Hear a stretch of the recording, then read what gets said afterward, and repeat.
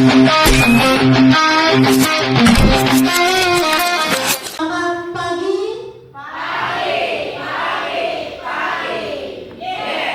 Iya, terima kasih. Bagaimana kabarnya hari ini buat Bapak-Bapak Ibu guru hebat?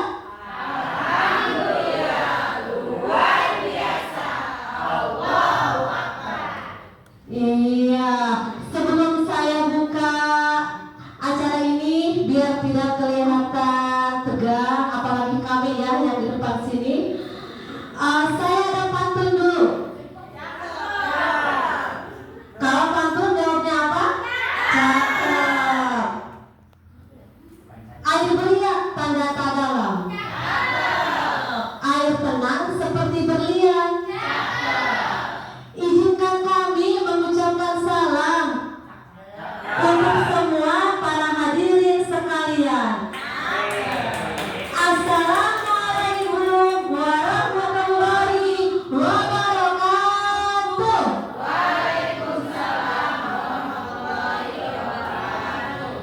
Alhamdulillahirabbil alamin wa bihi nasta'in ala umuri dunya waddin. Wassalatu sayyidil mursalin sayyidina wa maulana Muhammadin wa ala alihi wa sahbihi ajmain, amma ba'du.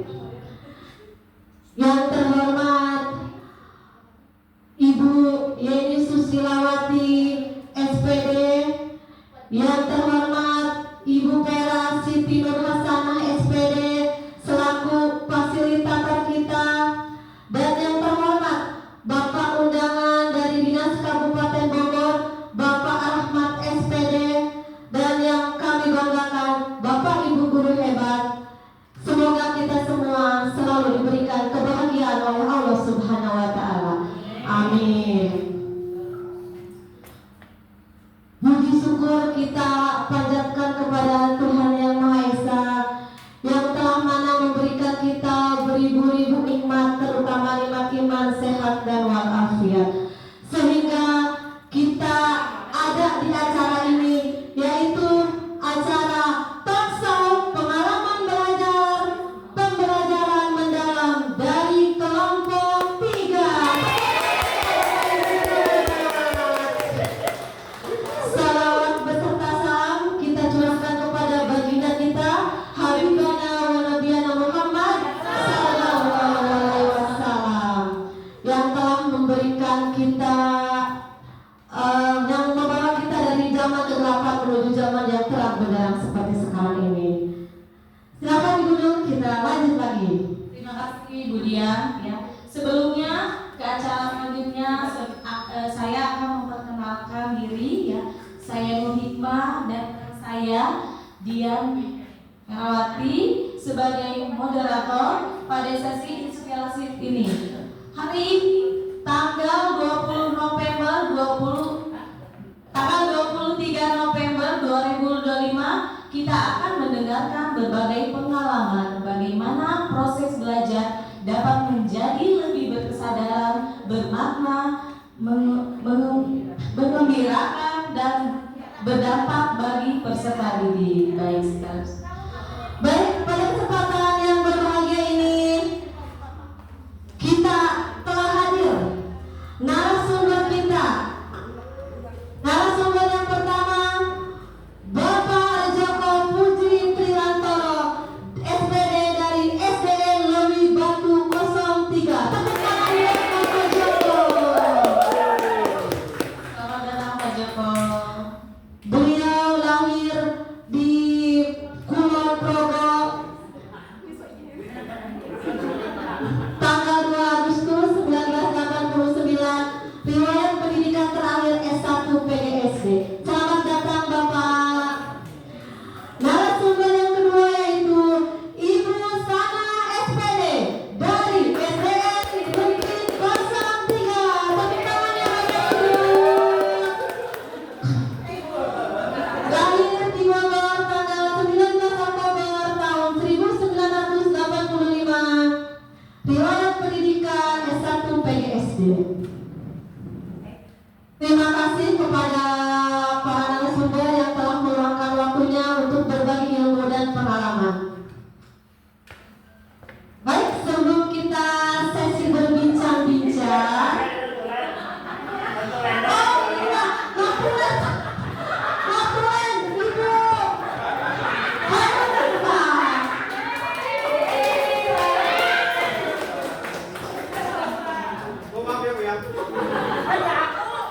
Iya, naturannya ketinggalan ya Bapak Ibu.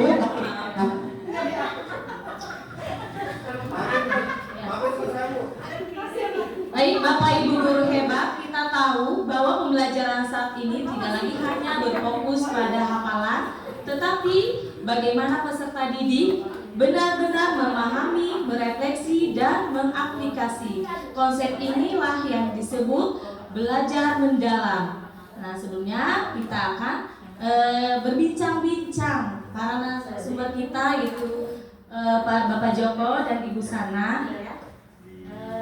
Saya akan bertanya nih sama Pak Joko ya. Menurut Pak Joko, apa sih pengalaman belajar itu? Baik, terima kasih Ibu ya. Agak sedikit apa ya di depan ini ya. Mungkin saya tanya kabar dulu ya semuanya ya. Baik, pada baik semuanya kan? Harusnya pembawa acara yang tanya saya kabar baik atau tidak. Ya nggak apa-apa. Namun demikian, dari pertanyaan tadi merupakan suatu pertanyaan yang bagus itu ya. Karena sebagian banyak guru tidak memahami apa itu mendalam gitu ya.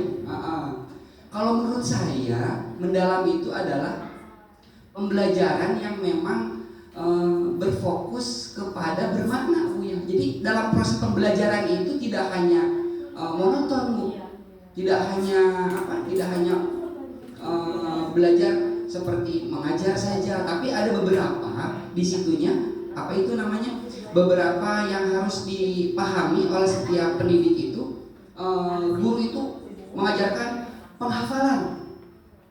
Anak-anak tolong hafalkan ibu kota Jakarta, atau misalkan 2 kali 2.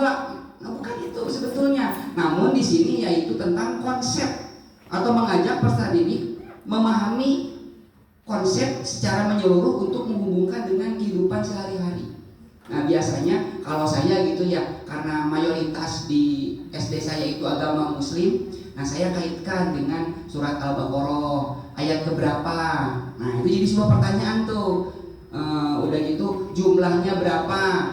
Jumlah Al-Quran itu ada berapa? 6.666 ayat. Kalau dibagi 6 berapa? Nah gitu kan. Itu akan menjadi pembelajaran bermakna kepada kita. Selain daripada matematika, di situ dia mempelajari pengetahuan lain terhadap ilmu Al-Quran itu. Begitu. Jadi menurut saya bukan hanya menghafal saja, namun secara dikaitkan dalam kehidupan sehari-hari, sehingga peserta didik mendapatkan pengalaman yang lebih daripada menghafal saja. Mungkin itu saja ya. Ya, baik, terima kasih Pak Joko. Berarti bukan hanya untuk menghafal, sesuai dengan konteks dikaitkan dalam kehidupan sehari-hari. Terima kasih Pak Joko. Beri tepuk tangannya Bapak Ibu.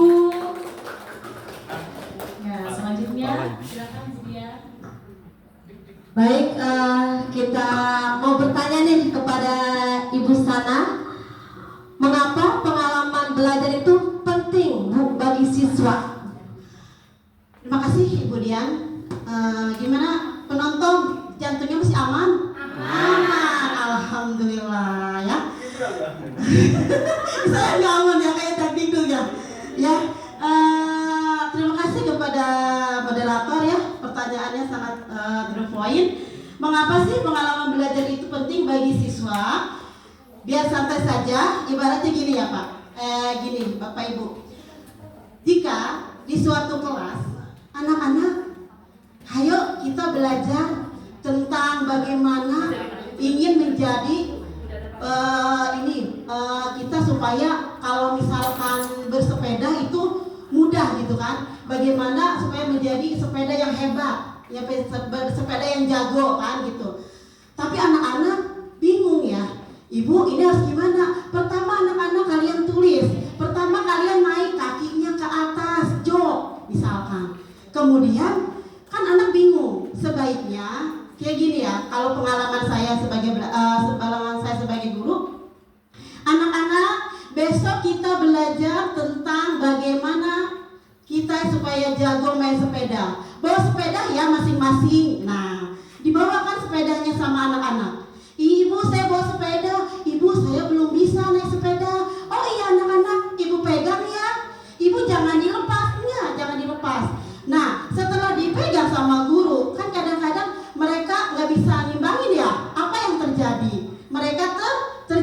jatuh. Jadi mereka tahu bagaimana, oh iya ya, berarti kalau naik sepeda, kalau kita tidak seimbang kita bisa jatuh kayak gitu. Jadi mereka bukan hanya oh kayak gini, tapi mereka langsung mengalaminya langsung. Ternyata seperti itu loh belajar sepeda kayak gitu. Kemudian contoh yang keduanya ya dari pengalaman belajar yang membuat nyantol ke otak siswa adalah kayak gini. Pertama, misalkan anak-anak coba kalian ingat siapa yang pernah jalan-jalan ke Naispa? Saya Bu, tahu nggak Lebah mana sih jalan-jalannya? Lebah itu Bu dari Nyuncung belok ke kiri, kemudian ada sawah. Apa sih di sana ngapain? Ngempanin kambing Bu. Kalau nggak main apa, prosotan. Nah mereka cepet hafal karena mereka secara kontekstual segala nyata. Dibanding mereka anak-anak, siapa yang hafal undang-undang? Anak-anak. Jadi mereka kalau nyantol di otaknya, mereka akan cepet hafal dari yang mereka alami, kemudian mereka memahami, merefleksi gitu ya. Kemudian pengalaman belajar itu memicu rasa ingin tahu. Kalau cuma belajar di buku, mereka jadi tidak kreatif gitu. Jadi intinya pengalaman belajar itu kunci buat bikin pendidikan jadi hidup dan bermakna. Kita tidak cuma mau nyetak anak cuma ujian aja, tapi manusia yang mau terjun ke masyarakat, bisa beradaptasi dan terus belajar dari setiap permasalahan dalam hidup kita sehari-hari. Kayak gitu aja jawabannya, Ibu. Ya, berarti pengalaman belajar itu penting banget ya Bu bagi siswa ya. Biar siswa itu bisa berpikir kritis, bisa memecahkan masalah gitu ya Bu. Nah, kita lanjut lagi dengan pertanyaan yang ketiga. Baik Pak Joko, saya akan mau bertanya lagi nih ya. Bagaimana peran guru dalam menciptakan pengalaman belajar mendalam? Menurut Bapak bagaimana? Bagaimana ya? Berarti kan cara berarti ya Bu ya. Cara. Ada kata kunci di situ bagaimana sehingga menjadikan cara. Kalau kita lihat pemain bola Bu, di situ kalau suatu tim itu kalah, yang disalahkan siapa Bu? Yang disalahkan adalah pelatihnya. Berarti ketika peserta didik ini tidak bisa, maka yang disalahkan adalah guru. Berarti di sini guru harus memiliki cara-cara.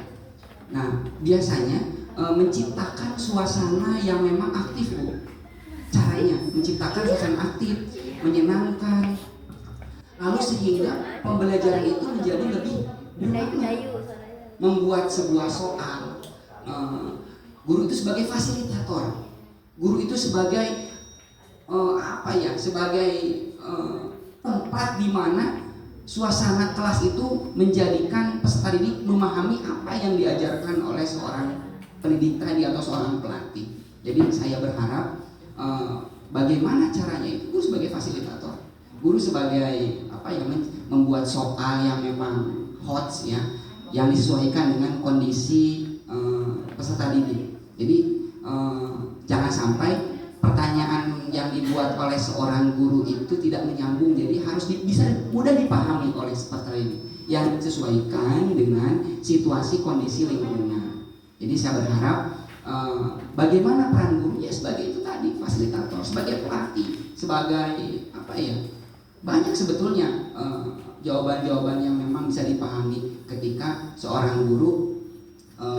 bisa menjadikan suatu pengkondisian agar lebih bermakna pada proses pembelajaran.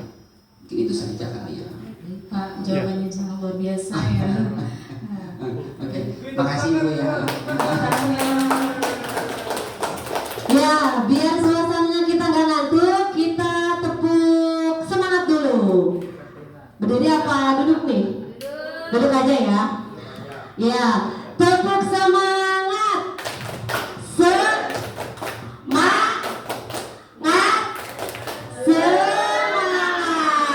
Terima kasih buat Bapak Guru hebat.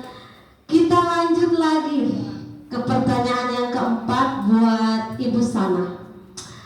Metode apa yang bisa digunakan untuk mengembangkan mengembangkan pengalaman belajar siswa. Metode apa aja sih Bu? Metode ya, metode berarti metode yang harus kita gunakan ya. Di sini kita mempunyai ada 3 pilar utama yang harus dijalankan dalam metode pembelajaran, yaitu yang disebut SBM ya. S-nya itu sadar, B-nya bermakna dan menyenangkan. Ya. Tertarik ya. Ya. Sadar itu kita ajak anak-anak sadar kalau mereka lagi belajar di suatu yang berguna. Caranya buat pembelajaran berpusat pada siswa. Ya, study center bukan gurunya yang ceramah terus tapi siswanya yang bereksplorasi. Kemudian yang kedua bermakna. Bermakna ini yang paling bikin santai hubungan materi pelajaran dengan kehidupan nyata mereka sehari. Misalnya dari kalian di kelas ya, anak-anak coba tulis angka 1, angka 2. Nah anak-anak mungkin bosan ya, angka 1, angka 2. Oh ya anak-anak, ayo kita keluar yuk, kita lihat di situ tiang bendera ada berapa ya? Ada 1 Bu, ya tulis angka 1. Anak-anak di situ pohon coklat ada berapa ya? Ada 2, tulis angka 2. Jadi kayak gitu ya, ini yang bermakna. Jadi anak itu ingat selalu pembelajaran yang bermakna. Kemudian menggembirakan. Menggembirakan, yang namanya menggembirakan kita harus santai ya, harus juga kita have fun ya. Kita membuat anak have fun, membuat anak senang ya. Bisa kita menggunakan pertama metode permainan, metode diskusi atau proyek kecil yang disebut ada yang PBL atau PBJL. Kita nanti ada hasil proyeknya yang kita dapatkan kayak gitu. Mungkin itu aja jawabannya. Ya, berarti metode itu bisa kita PBL atau PJBL ya, langsung ke produk gitu ya Bu.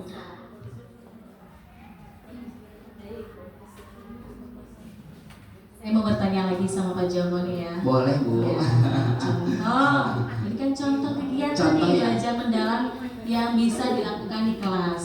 Contoh kegiatan pembelajaran Mendalam. mendalam. Ya. Mendalam. Wah, ini luar biasa Bu. Kadang-kadang seorang guru itu Bu ya suka capek Bu. Anak-anak baca, lihat contohnya rantai makanan tuh Bu tuh ya. Seorang guru itu hanya menyajikan sebuah gambar di buku saja tuh Bu. Dia hanya melihat ada rumput di situ, ada elang atau ada namanya ular, ada tikus. Dia hanya disajikan melalui gambar saja. Nah, ketika di situ ibu contohnya Bu ya, anak-anak diajak Bu, anak-anak diajak ke lingkungan, disesuaikan dengan dengan lingkungannya, dibawa keluar, dieksplor Bu, sehingga anak merasakan apa yang benar-benar terjadi. Contoh lagi seperti tumbuhan itu bernapas atau tidak. Nah, itu kan berikan contoh yang real, dibawa keluar si siswa, dibawa alat oleh kita seperti plastik yang transparan, lalu diikat seperti pot ini terlalu besar, di pot yang kecil diikat, setelah diikat biarkanlah. Nah, itu ada embun-embun. Nah, itu anak bisa merasakan langsung. Kan kalau hewan-hewan itu bernapas ada nafasnya, tapi kalau tumbuhan itu nggak kelihatan. Mungkin dengan cara melihat ada embun-embun yang timbul dari plastik yang transparan itu, sehingga peserta ini bisa mengetahui secara real, bukan hanya di buku saja. Itu sebetulnya banyak contoh-contoh yang biasanya dilakukan oleh seorang pendidik ya, bukan hanya diajak keluar atau gitu. Jadi jangan hanya monoton menggunakan buku saja. Jadi kadang-kadang seorang pendidik sudah males. Nah, inilah tantangan yang harus memang dihadapi dengan keadaan agar peserta ini bisa lebih memaknai proses pembelajaran. Itu saja mungkin ya. Berarti bukan hanya diberi contoh, hanya lihat di buku saja ya, tapi kita ajak keluar dalam konteks yang nyata Oke, gitu. baik ya.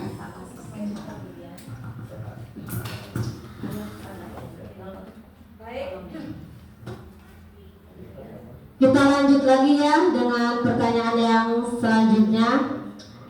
Menurut Ibu, apa tantangan dalam menerapkan pembelajaran mendalam? Ini ya, tantangan dalam deep learning ya. Kalau bicara tentang deep learning itu, kita menganalogikan kan gini ya Bu.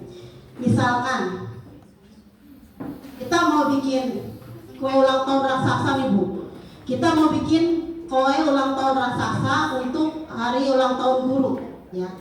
Kita bagaimana caranya nih? Yang pertama di situ salah satunya kita harus menyiapkan apa nih? Kalau misalkan kita untuk membuat kue yang pertama kita menyiapkan apa ini Bapak Ibu guru? Bahan ya. Bahan itu ibaratkan siswa. Nah, kita kan kalau sebelum kita baru masuk ke kelas kita kan suka mendiagnosis siswa ya. Kita lihat kan mana siswa yang sudah lancar membaca, yang belum lancar membaca. Nah, ini kita ibaratkan adonan ini yaitu siswa, data-data siswa yang kita pegang. Nah, di situ banyak sekali kita harus bikin bahan itu terbuat dari terigu ya. Kita harus cari kan terigunya itu terigu yang premium, yang bagus, yang terhindar dari kutu. Nah, agar apa? Agar kuenya itu bagus kan? Agar kuenya itu tidak bau apek ya, bagus. Nah, kemudian kalau bahannya jelek, kuenya kita akan gagal. Yang kedua, itu kita ibaratkan dengan oven. Kita harus pakai oven ya. Iya, kita harus pakai oven. Karena bikin kue itu harus pakai oven. Karena tidak bisa digoreng. Kalau digoreng donat namanya Ibu ya. Kalau misalkan kue itu kita oven ya, kita pikir, wah ini kan kue ulang tahunnya buat guru sekecamatan Rumpin. Aduh, atuh harus gede meureun ovennya ya. Mual mungkin, ini bahasa Cibogok bawa ya Pak ya. Mual mungkin kan yang namanya oven kecil buat kue yang besar. Harus pikir dong bagaimana caranya kita untuk membeli oven yang besar ya. Oven yang besar itu kita ibaratkannya itu adalah kita ibaratkannya adalah hardware. Hardware itu semacam komputernya ya, itu oven itu. Modelnya ya. Kemudian kita harus pikir, waduh ini menguras banget tuh kantong ya. Setelah itu kita ibaratkan yang ketiga itu yaitu encep apa Bu? Encep ya Bu ya. Biasanya bikin kue itu chef ya? Apa koki Bu? Koki Biasanya koki bisa, chef bisa. Iya. Iya, seperti itu. Nah, ya itu yang disebut dengan chef itu. Chef itu adalah kita sebagai guru, sumber daya manusianya kita ya. Nah, gak mungkin kan bikin kue bagus, bikin kue yang sangat bagus, kue yang sangat besar itu menggunakan chef yang abal-abal ya Bu. Pasti chef yang profesional kan, kayak gitu ya. Kan kalau chef yang sudah yang udah profesional berarti dia sudah tahu kan takarannya sebenarnya, bikin kue berapa senti, berapa meter. Nah, sudah tahu dia takarannya. Kemudian dia juga sudah tahu bagaimana matangnya, bagaimana diangkatnya, waktunya dan bagaimana. Jadi yang bisa ditangkap oleh saya yaitu yang pertama adalah adanya keterbatasan waktu. Biasanya kita ya, waktu mengajarnya yang padat ya. Kemudian perbedaan kemampuan siswa, karena nggak semua siswa itu pinter ya. Kadang-kadang ada siswa yang kurang, ada yang sangat kurang, ada yang kurang banget ya, ada ya macam-macam. Iya, betul, ya. sama seperti itu ya. Jadi salah satunya itu adalah alat juga sebagai sumber belajar ya. Kemudian serta beradaptasi guru dalam menerapkan pembelajaran yang lebih kompak. Jadi gurunya juga harus yang lebih kompak. Itu aja ya. Ya, berarti tantangannya itu bisa dari keterbatasan waktu, dari kemampuan peserta didik yang berbeda-beda. Ada yang pinter, ada yang sedang, dan ada yang kurang ya. Baik, mungkin ini pertanyaan yang terakhir.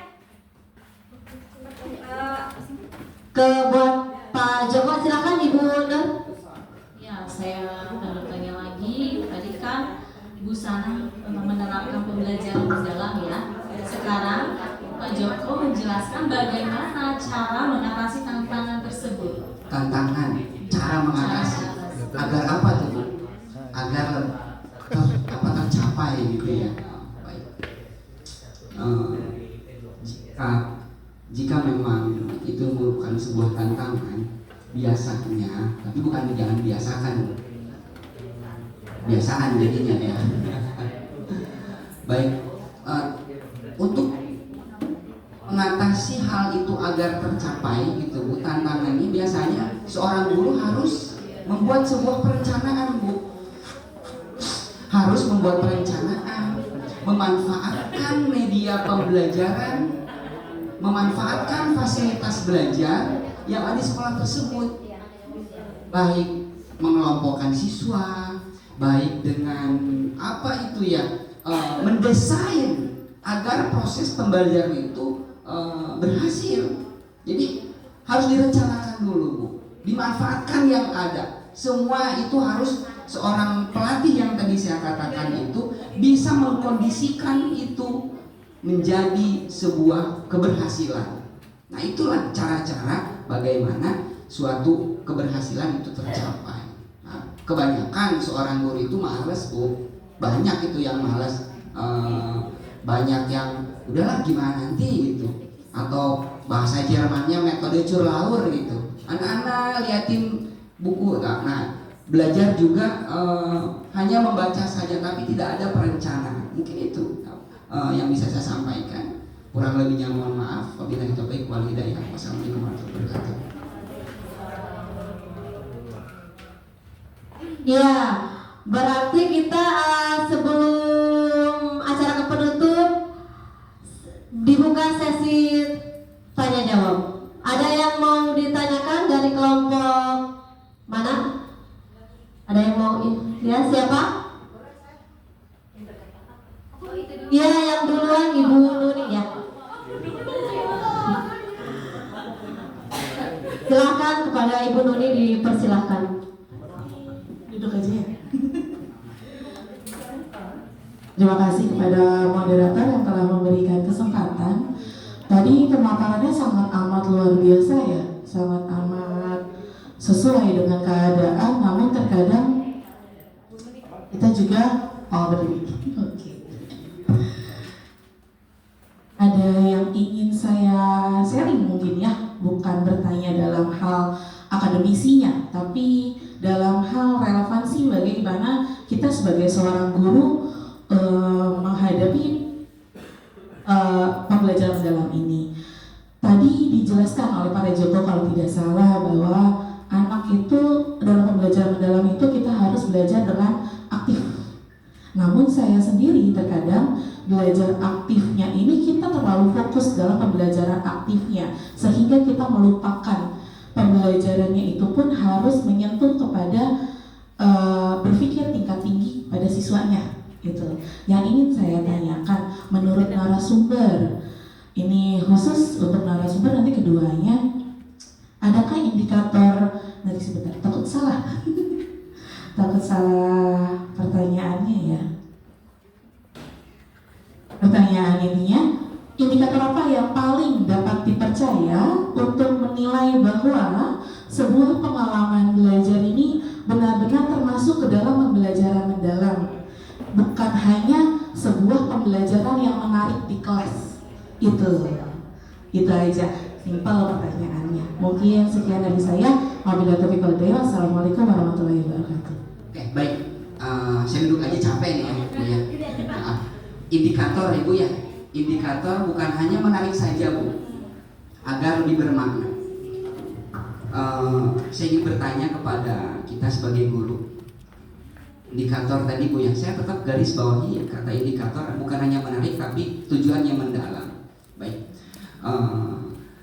Hal-hal yang harus diperhatikan adalah seorang pendidik harus merasakan full dulu Bu ketika mengajar itu. Bulat dulu, niatkan secara ikhlas Bu. Ketika seorang guru itu mengajar secara ikhlas, otomatis ada hubungan batin dengan siswa, sehingga ada keterkaitan, hubungan itu menjadikan lebih bermakna. Jadi indikatornya adalah ikhlas dulu. Kebanyakan seorang pendidik itu hanya mengajar saja, hanya bersimpu kepada kalimat mendalam tanpa mempengaruhi apa yang diberikan kepada peserta didik. Kita itu bukan hanya memberikan pengetahuan saja, kita itu memberikan, mentransfer ilmu kepada siswa, kepada peserta didik kita. Jadi ada hubungan batin ketika kita mengajar ada siswa yang ini. Nah, ketika kita tidak ikhlas, maka itu karena kita berpacu kepada Tuhan Yang Maha Esa, ada hubungan batin. Ada ketika pentransferan, tidak dengan menggunakan hanya sebatas belajar saja, tapi situ ada mendidik. Si siswa akan mempelajari karakter kita, mungkin kita jadi role model. Oh, Pak Joko kalau mengajar begini, Bu Sana kalau mengajar begini. Mereka akan memiliki kesan tersendiri. Dulu saya pernah mengajar, Bu, matematika perkalian, Bu, di kelas 4.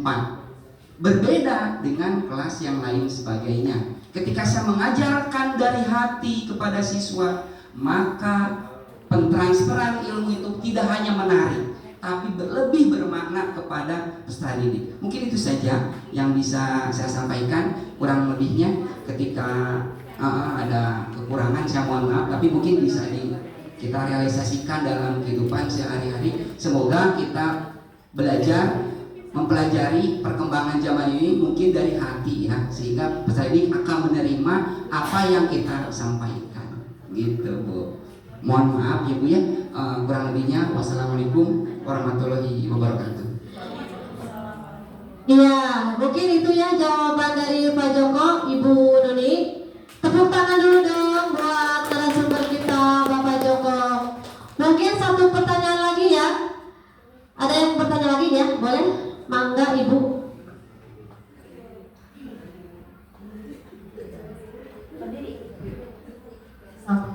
Assalamualaikum warahmatullahi wabarakatuh. Lumayan ya tadi bagus untuk pemaparannya. Hanya ada yang ingin ditanyakan berkaitan tentang kegiatan kita sebagai seorang guru di kelas gitu ya. Untuk para narasumber, baik Bu Sana atau Pak Joko, silakan. Pada saat kita belajar, kadang-kadang kita udah menampilkan dengan media yang bagus, terus strateginya yang memang sudah kita detail lah gitu ya. Sedangkan anak itu kadang-kadang mereka bisa itu dengan cara menghafal gitu. Nah kalau udah besok mereka lupa lagi gitu. Jangankan besok, hari ini kita belajar masih dalam mata pelajaran itu, kita tanya lagi itu mereka sudah ngeblank. Nah itu yang sering banget terjadi. Apakah kita ini belum maksimal gitu dalam pengajarannya atau bagaimana? Tapi kalau dilihat soal media yang kita udah siapkan itu udah benar-benar mendekati sempurna. Tapi kondisi kepada siswa, anak lebih identik dengan menghafal gitu. Nah yang ingin saya tanyakan, bagaimana supaya si anak itu bisa memahami, bukan hari ini dia bisa terus lupa kayak masuk ke telinga kanan keluar ke kiri. Jadi memahami dari prosesnya gitu, bukan hasilnya 100 bukan nilai 80 kadang-kadang berapa nilai makan. Tapi kalau ditanya kamu belajar apa? Nah, yang ingin kita tanyakan kepada anak itu adalah prosesnya itu. Nah, untuk itu bagaimana cara kita sebagai guru untuk mereka masuk ke tingkat lebih berpikirnya lebih logis, lebih tinggi. Jadi di level-level mereka di kelas 1, 2, 3, 4, 5, 6 pasti berbeda. Cuma seperti itu aja pertanyaan dari saya. Sekian, wassalamualaikum warahmatullahi wabarakatuh. Baik, terima kasih Bu. Pertanyaan yang bagus Bu ya. Kadang-kadang kita sebagai pendidik juga bingung ya Bu ya. Mungkin kalau kita di kuliah dulu itu ada perkembangan anak itu ada 3 Bu. Yang pertama low, standar, sama high. Jadi kita tidak bisa mengukur pengetahuan siswa itu secara rata.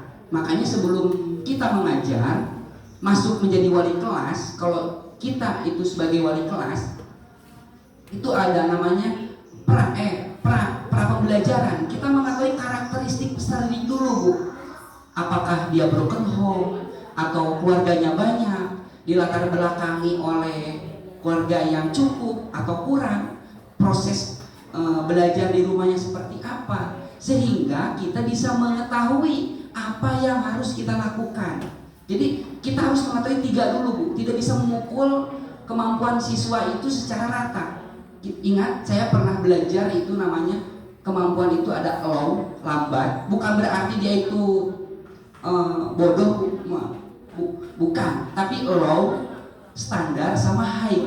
Nah, kita sebagai guru harus mengetahui kaidah-kaidah dasar dari hal tersebut, sehingga ketika si siswa ini kita bisa memvonis, kok barusan saya kamu ajarin ya, terus besoknya lupa lagi. Nah, mungkin itu adalah kemampuan seorang guru untuk memahami karakter peserta didik. Kita tidak boleh mengeluh, kita udah menarik nih belajar nih, menurut kita sempurna nih, tapi kok masih gini-gini aja. Nah, kalau kita lihat ke flashback ke belakang, ada low, standar, sama high, kita akan mengetahui. Tapi saya harap hal tersebut jangan mematahkan semangat kita sebagai pendidik. Lakukan yang terbaik agar peserta didik kita lebih memahami apa yang kita sampaikan. Gak apa-apa, Bu, selama kita sudah melakukan hal terbaik kemampuan kita dengan kemampuan terbaik kita, maka itu tidak akan menjadi masalah. Kita serahkan diri kepada Allah Subhanahu wa Ta'ala. Ada doa kan di situ ya, semoga anak-anak bisa. Mungkin dengan cara itu tadi kita lakukan yang terbaik.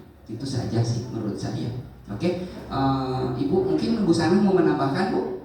Ada? Ya, itu menambahkannya gini ya. Tadi kan sebelum kita masuk anak itu yang seperti Bapak tadi bicarakan ya, sebelum anak masuk ke kelas kita yang disebut diagnosis ya Pak ya. Yang itu yang tadi yang diagnosis itu ya, kita tahu anak itu kayak gimana, kita tanya ke wali kelasnya, biasanya kan suka curhat tuh ya wali kelas ya.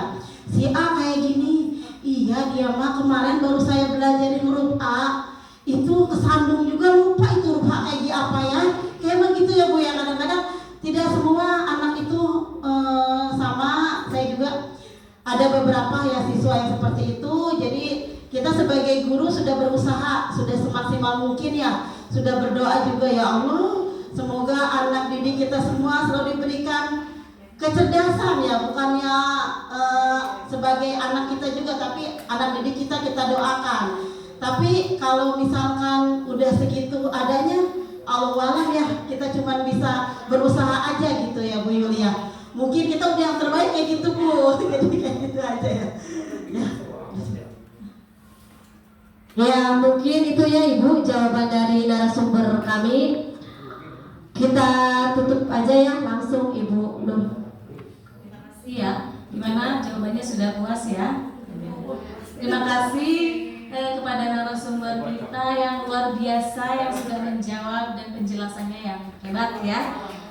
Saya akan menyimpulkan ya. Sebagai penutup dapat kita simpulkan bahwa pengalaman belajar mendalam terjadi pada siswa terlibat aktif, mengalami langsung dan memaknai apa yang dipelajari. Pembelajaran ini membuat mereka lebih memahami, lebih percaya diri, dan siap menghadapi kehidupan nyata. Baik, kita tutup ya. Kami selaku moderator, apabila ada salah-salah kata, mohon dibukakan maaf yang sebesar-besarnya. Terima kasih kepada Ibu, Bapak narasumber yang begitu luar biasa memberikan ilmu yang bermanfaat buat kita.